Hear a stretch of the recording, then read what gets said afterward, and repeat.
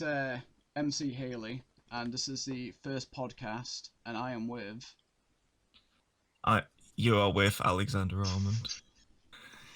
God damn, not awkward at all.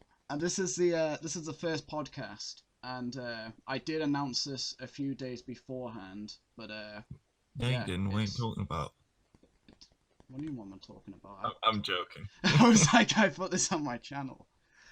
Shit, I was like, oh whoa. So so yeah, we have done a lot of research into this. I'm not gonna lie, I went through hell listening to Encore and Revival. I never want to listen to those albums ever again. But you know, we did it. Yeah, well, meanwhile, I haven't listened to stuff, so I've yet to go through his discography, and Wow, wow. I did both. I wait, did so much research.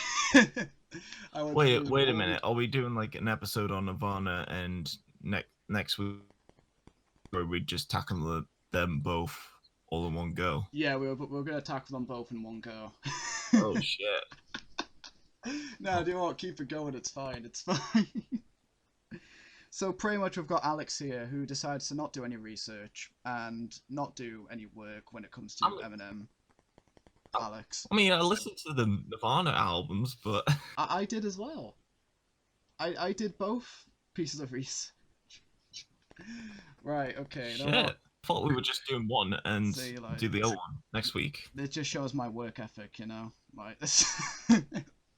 Right, okay, fine. We'll talk about Nirvana then, because I have got a few things I like from Nirvana. So we'll talk about I've got a Bleach. load of things that I like from Nirvana. Right, okay. So we'll talk about the first album, Bleach, isn't it? Bleach. Uh, one of my favorite songs. I like About a Girl. That's a very good song. Probably my. It's either that or Love Buzz. Love Buzz is a Love. really good song as I well. love. I love Love Buzz. With It's. Love Buzz, I do believe it's a cover of a different song. I can't remember which band that they was from, but I definitely know that it's definitely a cover, and a really good cover at that. But yeah, it was weird. I feel like with Bleach, it was actually now this is gonna surprise you because you were just. I mean, you mentioned before how you reckon Bleach could have been the worst album. I only had one song I didn't like on Bleach. That's Uh, the genuine truth. I actually liked every other song. I mean, with Bleach, I think record, considering that not very many people talk about it compared to like Nevermind and In Utero. Yeah. But however, uh, if we're talking about studio albums here, I still consider it like the not necessarily the worst, but like the least best. But even then, it's still got really good songs on it. Like as you mentioned there about a girl and Love Buzz, but as well tracks like uh Floyd the Barber and School as well. Yeah, School's on my list actually. I really liked Yeah, School. That was a good I song. really love School. Uh, a weird one. Negative Creep. Oh, I freaking love I Negative. I like Negative Creep. On Creep, yeah. Yeah, I thought that was a really good one. The only song I wasn't the biggest fan of, but the weird thing was with doing Nirvana, it wasn't judging on which song was terrible. It was just which wasn't as good. How I looked at it, because I didn't really hate any of the music. Was Mr. Neither did I. No. Mustache? I just wasn't the biggest fan of Mr. Mustache. Oh, Did I liked Mr. Mustache. I don't think it was terrible or anything. I Mm. just think compared to their other songs, at least to me, with how I was listening to it, I just wasn't as big of a fan. But even then, I still liked the song. I think I think for me the track that I least like on the record was just because I wasn't too sure if I could take it like a satirical in a sense, like it's meant to be funny, or is it meant to be serious? Because if it's meant to be like a comical track, then it is like a really sore thumb compared to the Yeah, no, I see what you're saying with that because obviously you've got obviously with the other songs like About a Girl, which in the song title it's about a girl. Then you got Love Buzz, which obviously as well. for them being like a rock band, it's really interesting with the names of how they work that. It's because obviously of their style of music with the song Um, titles. I mean, as well as got which is actually based upon Kurt Cobain actually returning to his high school as like a janitor. Yeah, yeah. So I noticed that in the song actually. So yeah. that was quite interesting. It was Mm. it's actually really hard to judge this based. Like if someone asked me what was my worst to best or like the album that I least enjoyed to the album I enjoyed the most out of all three, I would struggle because I just wouldn't know. I like all their albums a lot. I mean, person that's been a Nirvana fan for like quite a few years now, I would say that if we're talking studio albums, compilations and stuff like that, um then probably Bleach will be my least favorite, but with like a lot at the side, you know. Like Yeah, it's my least favorite, but it's still really great, you know. yeah. That was the problem with me with judging Nirvana because I felt like when I was doing Eminem's albums, it was a lot easier because he had some terrible albums. Yeah, that's the funny thing with like artists like Eminem though, Yeah, is that he has a wide discography and there's more chances for him to fuck up yeah. compared to have a short catalog and all three of them are great or even considered as classics to an extent. I feel like at times though, when artists have albums that fuck up, it's easier to judge because if you have three really stellar albums like what Nirvana have had, I think it can be harder to judge because it's almost like you're conflicting yourself a little bit. Yeah, kinda. Well, I feel like at least if a band or an artist has one fuck up, it's like, all right, well they've had that one fuck up. Let's parade on that one because that was a fuck Yeah, up. yeah, but with like Nirvana though, it's like they've been really three albums, so and it's kind of hard to say this is a really bad album because it clearly is not. Exactly. Yeah. Exactly. That's why it was so difficult for me because I feel like the good thing of Nirvana they've kept for all three albums they keep the consistency of quality, which I love. Mm-hmm. Like Also, you wouldn't listen to an album and you'd be like, actually this one slips a little bit. You're like, you know what, this one also slaps. Like, oh shit, this one is also really good. yeah, I mean, I feel like with this record, there's only like a couple I'm not a huge fan of. I guess a bit, Big Cheese and even the last song, Downer, Yeah, it a was. huge fan of. But here's the thing about Downer though, is that on the original releases that it wasn't even included. But when the like reissues came of this album, they decided to smack it on there for some reason.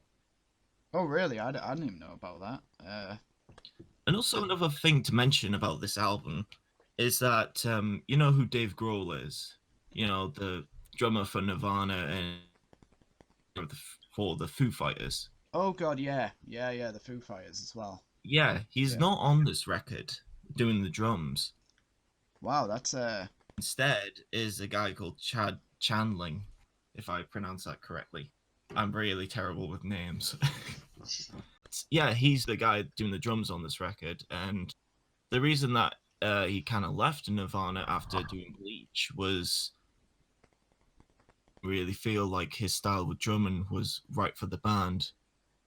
But luckily they left, from what I can of my research and what I've been told, they've been split pretty well actually. it's It's interesting that actually because when you talk about obviously the style of drumming and then you go to something like Nevermind, I felt like Bleach had more of a, at least how I perceived it, more of a grunge kind of style, Oh which yeah, which I I liked. mean, Don't get us wrong, really enjoyed it. But I felt like with Nevermind, it was a lot more. Even though they still had a little bit of grunge in there, it felt like more. Oh god, it what would be felt the word for it? It'd be like, it felt more polished, mm, more yeah, more cleaner. delivery. Yeah, yeah. That's how I looked at it at least. I think Kurt Cobain said something along the lines when they were making Nevermind, they were intending to make like kind of like another roughish punk record, but the producers made it look like a true record. Yeah, no, And I could see that. I think because of that, he didn't really like it that much. No, But we'll get to Nevermind in a bit, or we can get to Nevermind now if you want. I mean, I don't know. I mean, we just do it as it goes really when we get to the sort of subject of it. But yeah, no, I could sort of see Kurt Cobain sort of having a problem with that because I could tell on his first album he really like, especially like passionately and all that, he really enjoyed the sort of grunge, sort of Mm, grit kind of style yeah, almost. yeah, pretty much. I mean, what else can I say about this album other than most grungiest out of the three, Yes, yes, and definitely. it's definitely underrated. Yeah, I was gonna say when it comes to that album, yeah, anyone who likes anything like rock or anything should check it out because it's a great album. Definitely. But yeah, all right, we'll move swiftly on to Nevermind then. So obviously we've got to talk about the Oh, never mind elephant. that album. Let's go into you. But Wow, we have got a comedian right here. yeah, you got a comedian on your hands. Yeah, A terrible one at that. not only does he not do his research on the other topic, but he also says terrible jokes. Okay. This is the only downfall to the podcast. Right, so we're gonna address the elephant in the room. Smells like Teen Spirit. You know, you're just. God damn it. You It's know, it's a good oh, song, okay? I'm not saying it's the best thing they've ever done, and yes, it gets overplayed, and I understand that, but it's a great song. It's not only not. I mean, yes, I do like "Smells Like Teen Spirit," and yes, I do think it's overplayed to death. But if people say to me, if people say that, I would have to strongly disagree, considering its like significant importance to like the whole music scene. yeah, exactly. It's To this album or to this song, a lot of the stuff that would play on like the music charts and MTV was like kind of like metal. So stuff like Motley Crue and Van Halen and Poison and stuff like that. yeah, it's We're just getting like, and a lot of people were like getting really sick of that sort of music. So when Smells Like Teen Spirit came on, it kind of completely destroyed hair metal in a sense and usher in this new wave of rock music. Really, yeah, it was it kind of felt like one of those it sort of reminds me a bit of like those political movements, but obviously for well, Smell Like Teen Spirit, so for like teenagers, for like younger generations of people, kind of sort of thing. yeah, in a lot of ways, Smells Like Teen Spirit kind of almost captures like the '90s culture and like Yeah, exactly. You've also got one of the songs I also quite liked was In Bloom. I thought that was a very good song. oh, that's a great follow up to like a Yeah, really great single, I think. yeah, I think it is. Really good song. I really enjoyed listening to that one. I'm listening to that one because if you get to the main chorus, it talks about like the oblivious fan that is not of what they're singing about. Yeah, no, I got that as well, actually. That's kind of why I liked that as well, because it had quite a bit of storytelling. It wasn't just a good song, it had a decent story to it as well. Which Yeah, I like when bands can do that. and also have like a hook as well to go along with it. Now, I'm always of the believer that if you even if is it still really good? Because if it's a catchy song and it's terrible, then oh god, Yeah, yeah. it's kind of weird because I feel like there's two philosophies of how people measure success. I feel like they either do it through money, the obvious one, how much something sells and how much uh, people have been viewing it and listening to it, or I think it has to be by your own state of mind, how you are mentally. and this sense, this record achieved both. Like Exactly. it's It, the one of the highest selling records of all time, as well as a lot of people seeing "Smells Like Teen Spirit" and all the other singles as like huge '90s hit, like "Come As You Are," for yeah, instance. Come As You Are's on my list of that. I also like Territorial Pissing. That was Oh, I actually track like that that thing. one. Yeah, I also really like Breed as well. Yeah, Breed was okay. I didn't mind. Oh wait, no, Uh, Bleed. in fact, I don't think there's any really bad tracks on here. If I gotta be honest, No, at all. there was nothing I really disliked. I mean the ones I've just got for my best are ones that I personally liked a bit more, but none of them were really terrible. Drain You I thought was good. Something in the Way was Something in something in the way is a really good way to end that sort of album. yeah, I have to agree. I I thought it was a really good way to end it. also quite like uh on a plane.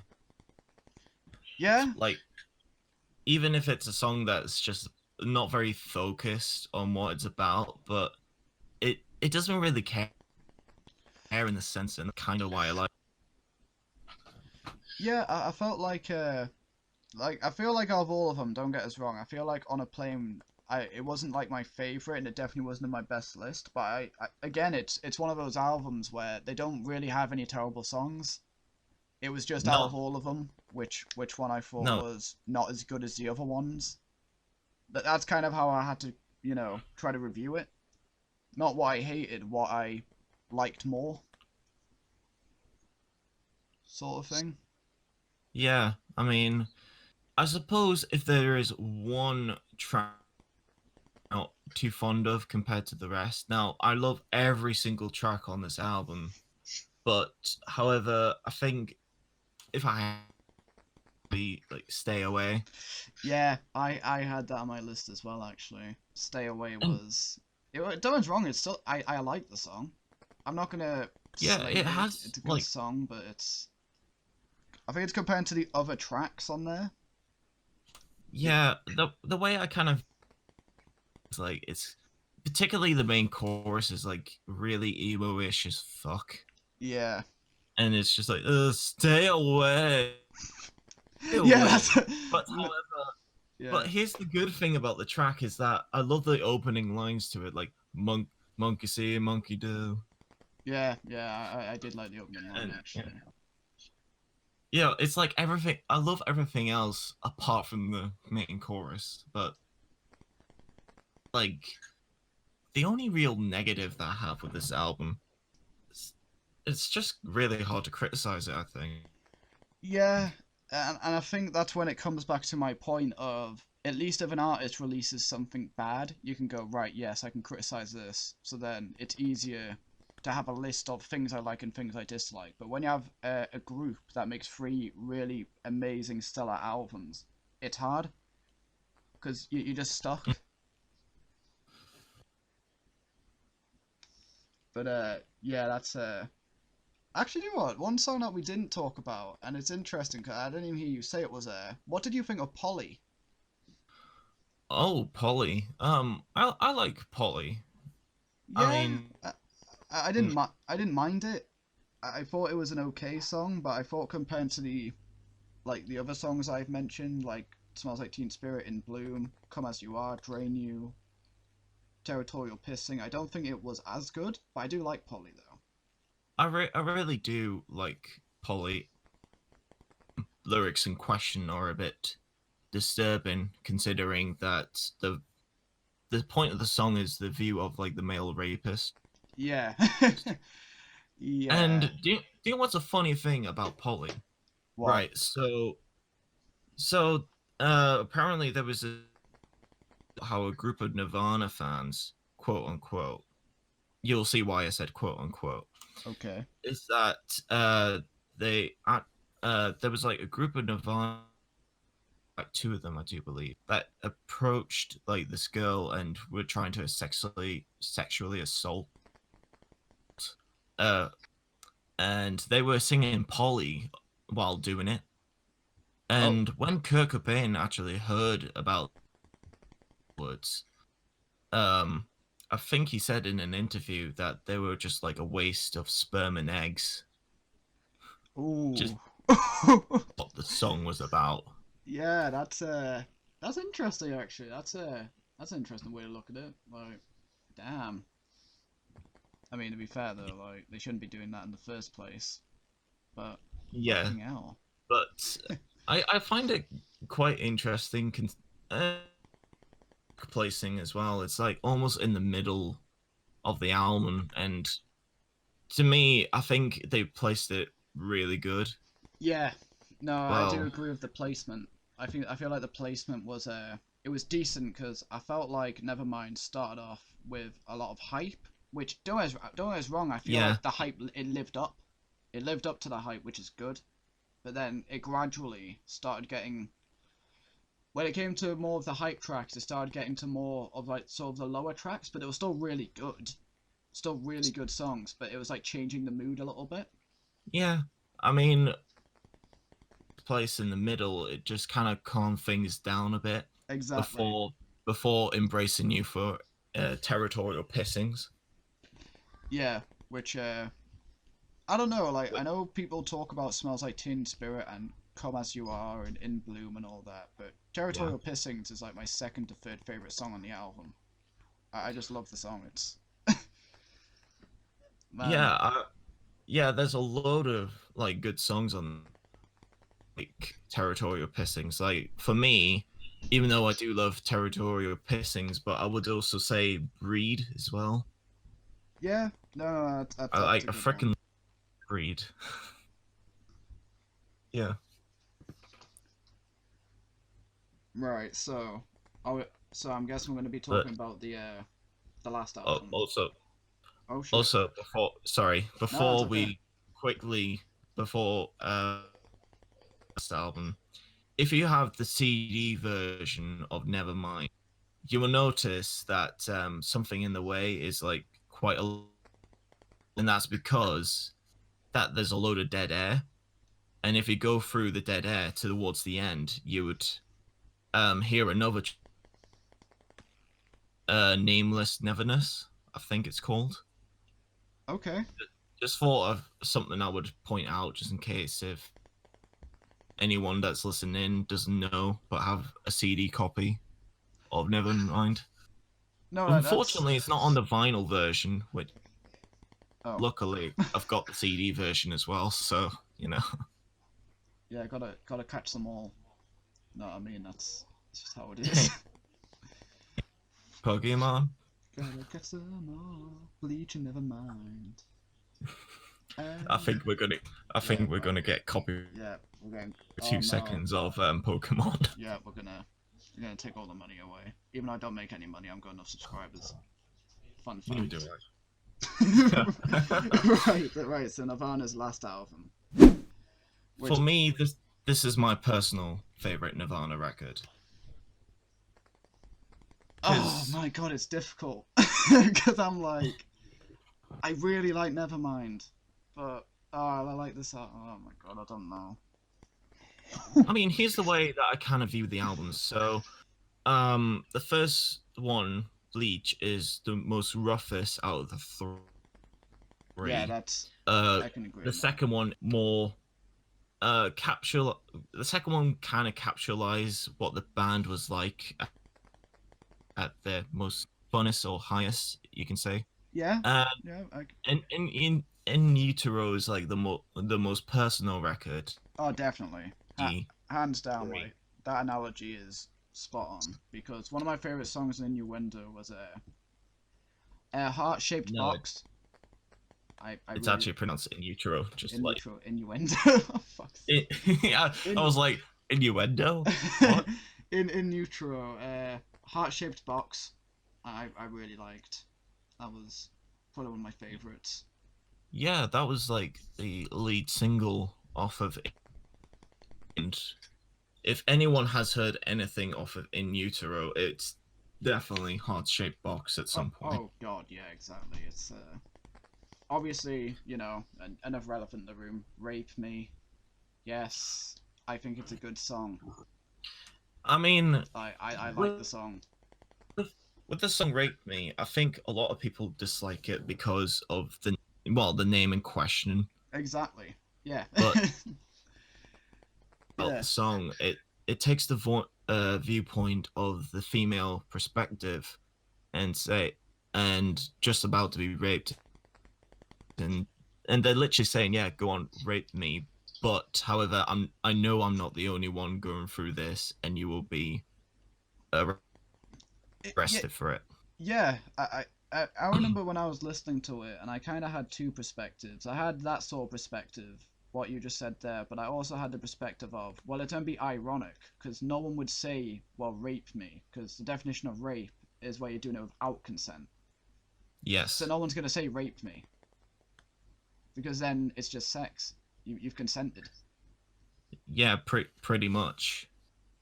So yeah, I mean, yeah. Kurt So Cobain was quite uh, uh well, Kurt Cobain was always kind of satirical in his. Sometimes you would kind of not too sure if he's joking about it or not, but I think with Rape Me, it's like, yeah, you can take it satirical or you can take it as seriously as well. I feel like as well they released it when you had more women, when you had the whole feminist movement that was getting a lot bigger, because obviously that started near the 70s and 60s for the Mm. anti-rape culture, and I feel like the song "Rape Me" kind of put the actual crime rape more notice than it was before, which is a good thing. I think that's a good thing, by the way, that people Yeah. know more about I that. I mean, uh, well, according to like the stuff that I research into like Kurt Cobain and stuff like that, back in his hometown when he was like growing up, there was quite a lot of sexist culture, and being the oddball that he was, he kind of disagreed with how women were like quite suppressed. Yeah, yeah, I know. I noticed that from some of the interviews I watched. He's quite an interesting character actually, because he's not one of those musicians that knows everything about what he's doing. I mean, someone asked him about guitar strings, and he was like, I just do whatever sounds good, you know. I know what this string's called. I don't know, like this fucking string, and I was like, man, this is great, because it makes him feel relatable. Not only with the whole grunge thing taken from like heavy metal and most importantly the punk movement, the whole punk movement was a musical idea was just literally grab a guitar and work with what you got, Yeah, that sort of thing. yeah, that's no, that's what he mentioned, And and that kind of idea has been kind of implemented into grunge quite a bit. yeah, and I feel like the good thing is with that as well, with Kurt Cobain, obviously with Nirvana, it made him more relatable to the people. So when people would listen to him, they would think they could see themselves doing the same thing that Kurt Cobain was doing. Like, yeah, like this, like with the last track on the album, all apologies, like Oh yeah, no, all apologies is really even good. though it's like heavily personal, but you still kind of get what the subject is about, Yeah, which is about him being a perfect human being and just kind of saying, yeah, everything's kind of my fault almost. and feeling that guilt. The song is like, yeah, I get where you're coming from, mate. You I, know. I feel like with Nirvana though, which is interesting, is I feel like for the last album, you would have had to listen to at least to the first album, and obviously Nevermind as well, which you should still listen to anyways, to get the sort of feeling of it. Because I feel like the last album kind of goes back to what Bleach was a little bit, the more personal kind of thing. Uh, yeah, but Bleach though compared to In Utero is that I feel like a lot of the songs on here are more personal to Kurt Cobain, where with Bleach, other songs that are just about kind of like random crap, really.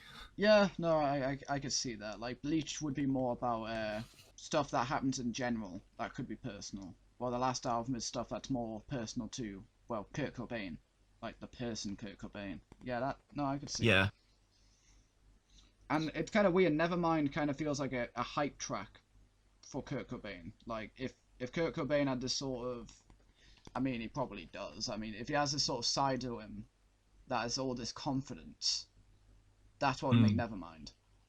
At least to me, that's how I would look at it. yeah. I mean, what else can I say about this album that I haven't already said? Apart from, well, apart from, oh, we haven't really talked about the tracks, have we? No, Um, no, we only talked about I think like two. So, oh, like oh Dumb, Dumb. I like Dumb actually. Dumb I was, really like Dumb as yeah. well. Also really love Very Ape as well, which track. Do you know like an electronic group called The Prodigy? Yes, yes, I've heard of the Prodigy Uh, before. you know the song Voodoo. Um, in fact, the very beginning of that track is actually sampled from Very Ape. Really, I did not know that. That Yeah, was that guitar stab at the very beginning. Like if you listen to them side by side, you can literally point it. yeah. I quite liked Penny Royalty actually. I don't know. Oh, I liked Penny I was Royalty. I was just Penny Royalty because even though I do like the version that's on the album, I prefer the like what was it unplugged version, Okay. which is like him doing like a solo acoustic stuff that he did with. But yeah, we're not talking about MTV Unplugged. We're talking about In Utero. So But mentioning it. yeah, I do feel like the albums were kind of they were kind of sectioned, or what I mean, not sectioned. What's the word? So I feel like they were placed kind of as in a story of the band and Kurt Cobain. At least that's how I look at it. Yeah, I guess so, but I guess as well you can just say it's natural progression as well. True. Yeah. No. No. I get that. Now this would Uh, be the difficult thing. If someone had to tell me the worst album, I mean, if I had to go for the worst one, and this is not like in a way of criticizing or being like, oh, this is shit. Like, no, my worst. I think the worst one is probably Bleach. As much as I do yeah, really enjoy it, I think it's the worst one. But my favorite is oh, it's so conflicting. I mean, Cause no matter which one you go for, that you're still picking like from one really good album to the other. It's just it's more a question of do you prefer like the joys of Nirvana or do you prefer like the more personal side of Kurt Cobain? that's the thing And for because me, I prefer like the personal inner touches of Kurt Cobain's lyrics and music. yeah, because to me it kind of depends in like what sort of mood you're in. So like I would listen to an album like Nevermind if that's gonna sound weird if I'm working out or if I'm punching my boxing bag. That's when I would listen to Nevermind. Cause it's in a weird way it's kind of motivational. Yeah. But I would listen to something like Bleach or their last album, if I was being reflective, if I was just thinking, or if I was chilling in my bed, or maybe, having like a tab in the shed or something like that, then I would Mhm. listen to something like then I would listen to something like that. Because to me, that's just me wanting to chill out. Although then again with Bleach, I think you can still be energetic with Bleach.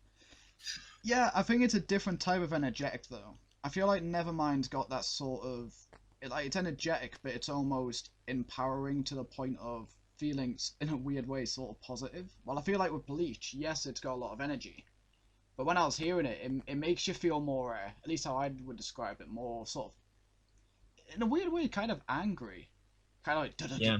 like oof, shit, I want to punch someone. Yeah, I mean, I suppose a lot of the guitar tones sound like really dark and bleak, Exactly. almost. Kind of listen to a post-punk record if the intensity was turned up to a 10. Yeah, yeah, exactly. So I feel like with Bleach, it sort of does the job on like, it'd be like, if I was pissed off at something, I would probably listen to Bleach because it would just, it's one of those. For me, that's 7. My God. No, I'm joking. But But yeah, could I also mention as well is that some of the compilation albums are also really good as well. Like Incesticide is like filled with singles that didn't make it onto album cuts. As a lot of it is really good. Some of it's really wacky though, like with Hairspray Queen, but I still checking out Incesticide, and I suppose if you're like a massive Nirvana fan like me, I also recommend with the lights out because that contains like literally every single thing that Nirvana has done. Well, apart from yeah, I was and and yeah, as I mentioned before, the live album MTV Unplugged. It's like my second favorite album of all time, honestly. yeah, I was gonna say actually, I do need to check out the compilation albums, which I think that could be an alright future sort of podcast. But I think out of the Yeah, three studio albums, my favorite, I think it's Nevermind. Like yeah, fuck it, Nevermind. I like Nevermind the best. yeah, it's. I mean, I don't exactly blame you. It's man, because I feel like people would say, oh, it's because it's got Smell Like Teen Spirit, or oh, it's got a like no, Yeah, no, no, no, no. yes, it's the kind of the basic mainstream choice to pick. No, Yeah, there is a reason why it's kind of like the basic choice, if that makes any sense. yeah, Like it's still really good, and I suppose it has a more of a positive feeling compared to In Utero. But yeah, for me, In Utero's like my favorite. Kurt Cobain's personal touches here and there, but without it feeling like it's his solo record. If that makes any yeah, sense. yeah. I feel like in the song he does a good job of it, still including the band. Like it's Yeah, not just him telling his life story, and like him alone. I feel like he has a good mixture of yes, it's about Kurt Cobain, which is the subject, but then don't forget about these guys. Like these guys are still in it too. yeah, yeah. Like throughout the other two albums, Dave Grohl does some fantastic drumming. I think like he's one of the best drummers out there. I think, yeah, and still one of the best drummers working today, even if he works with the Foo Fighters, but still he's just like amazing. And Chris Novoselic, that's on the bass, does a really good job as well. Like he not only fills out like the lower end, but sometimes or listen to them, they kind of counteract the melody. Yeah, So but that's like a bit more on the technical. Not too sure if people really give a crap about the technical side, but no, I'll just throw it out there. No, to be fair, it's good to have some knowledge based on the technical side of music as well. I mean, I know you get some people that just listen to music for the lyrics or a flow or how it works with the song For or a melody. subject. Melody, yeah, all that stuff. But I feel like at least with Kurt Cobain, he didn't just have himself and had his like own spotlight. I felt like he gave enough credit to his band as well. Well, to Nirvana as the band itself, which is good. Yeah. This thing was that even though throughout all three albums he was a primarily songwriter, if you take a look at, there's a B-side called Marigold where he actually lets Dave Grohl do some songwriting for a bit, Okay. and his vocals are actually on the song Marigold as well. So yeah, he does give everybody else a chance just for the B-side. Yeah, I mean, I feel like the good thing is of that it shows that Kurt Cobain doesn't have a massive ego. He's not egotistical. At least he doesn't come off to me as egotistical. Oh no, he's If probably like one of the least egotistical singers. Well, from my research, he's like one of the least egotistical singers you'll probably ever come across in music. for some reason I don't know why this come up, but like it's just something that's came up to my head. He kind of reminds me of the opposite of Freddie Mercury. Not flamboyant, not very confident in the Yeah, sense, but still very good at what he does. I mean, I kind of guess so, but here's the thing. Here's the thing with like though is that he was kind of the main soul of Queen, even if Yeah. everybody else was kind of backing him up.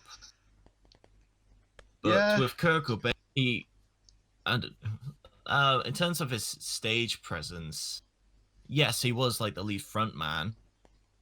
Unlike Freddie Mercury, where he would like constantly move about on stage, he Kurt Cobain would move up on stage, but nothing like would come pretty much come at you with like full force. Like kind of like what a good punk band at a live like you either come at it with 100% or you come at it with nothing really. Yeah. uh, No.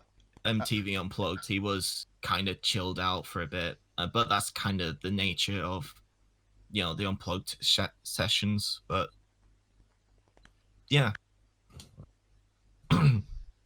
Right. I was gonna say yeah. So I think that's it for the Nirvana albums. You say you didn't do any research on the Eminem one, didn't you? um yeah, for next week I'll definitely listen to the Eminem albums. I mean, hell, at least you know. I've already Definitely come done back with mine. something.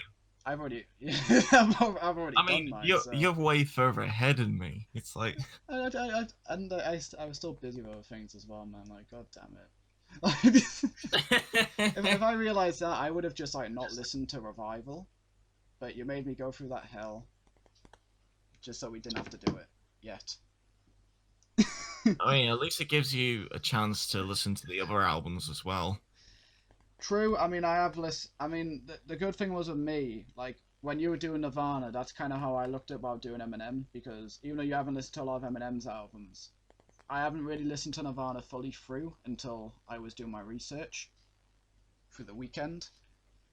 Yeah. So yeah, this is kind of gonna be the opposite way around. For next time, it's gonna be me all like, oh yeah, and for this feature, and yeah, for this date. I feel like Yeah. you kind of also had like an easier job as well because with Nirvana there's only like 3 studio albums, but with Eminem There's actually 11. There's 12, 11. 11. I was really close. There's like 11 studio albums, and And I have to oh go just god, to remind myself of each one, and I mean, you know, on the plus side, you've already got a Marshall Mathers LP too on CD. yeah, that's the only one that I have on CD. And it's nowhere near his best work. No, it's decent, you know. It's fine. But yeah, it's a decent record. But yeah. But yeah, I was gonna say I think that's gonna be the end for the podcast today. Next week, like what Alex has just said, we're gonna do Eminem. We're definitely doing it next week. Definitely doing it next week. There's no speculation. Sounds thrilled. So Yes. yeah. I am absolutely thrilled to go through all 11 again. Wait, I haven't been through all 11 of them, but I've been through a couple of them. Definitely, it's definitely is like early said Marshall Mathers too. Yeah, That's really Marshall Mathers 2 came out in 2014. So no, was it 2012? Yeah, it was 2014. Yeah, I was no, right. I think Yeah, it was it's 2014. 2014, 13. Yeah. Around that But era. anyways, so like and subscribe if you enjoyed. I'll put the link to Alex's channel in the description as well, and I'll see you guys for. If you don't give me a subscribe, I will come. All right, so you Mike better just cut out. you better subscribe to him. Okay, if he doesn't, his mic will cut out. That will be in the next podcast. Right. Peace.